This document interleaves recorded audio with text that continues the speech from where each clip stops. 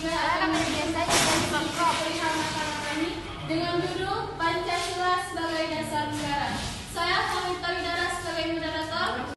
Oleh karena itu, Pancasila memiliki sebuah pentingan, yaitu Pancasila diharapkan senantiasa menjadi pedoman dan petunjuk dalam menjalani keseharian manusia Indonesia, baik dalam berkeluarga, bernegara, maupun berbangsa.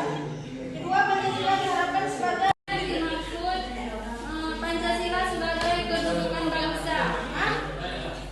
Mohon maaf, tadi pertanyaannya Ada loh. Pancasila sebagai kedudukan bangsa. Ini nih Atau Pancasila dalam kedudukan bangsa. kedudukan Pancasila dalam bangsa. Boleh.